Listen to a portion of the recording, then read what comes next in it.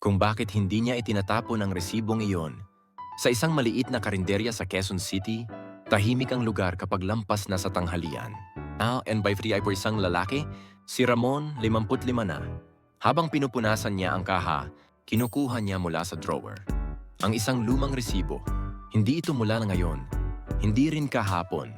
Matagal na itong resibo. Hindi kailanman itinatapon ni Ramon ang resibong iyon. Gusot at kupas na, pero palagi niyang dala sa pitaka. Tahimik si Ramon. Alam ito ng mga suki. Kapag may kumakain, lagi siyang nagdadagdag ng kaunting ulam. Mabuti na yan, iyan ang madalas niyang sabihin.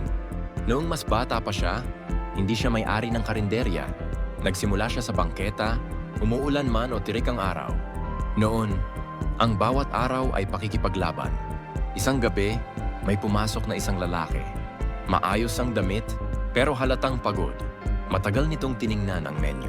Pinakamurang ulam po. Nag-compute si Ramon. Kinapa ng lalaki ang bulsa. Ilang barya lang. Hindi sapat. Pasensya na po. Sandaling tumigil si Ramon. Ngayon na lang. Kumain ka na.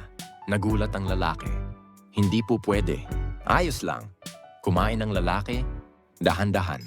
Pagkatapos, nag-iwan siya ng isang resibo sa kaha. Sa likod nito may nakasulat, "Ngayong araw, hindi ako sumuko. Dahil sa inyo, salamat." Hindi itinapon ni Ramon ang resibong iyon. Lumipas ang mga taon. Lumaki ang karinderya. Pumuti ang buhok ni Ramon. Mas naluma ang resibo. Isang araw, may pumasok na lalaking naka-Amerikana.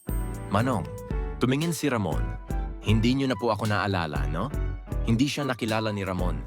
Ngunit inilabas ng lalaki ang isang gusot na resibo. Pareho. May parehong sulat. Nanginig ang kamay ni Ramon.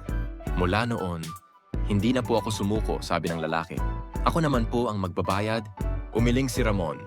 "Hindi. Tulad noon, kumain ka na lang." Tahimik ang lalaki sandali.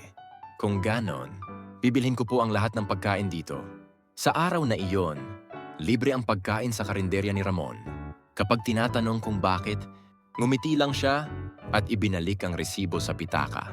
May mga buhay na nagbabago, hindi dahil sa himala, kundi dahil sa maliit na kabutihan. Hindi pera, hindi pagkain, kundi ang desisyong huwag sukuan ang isang tao.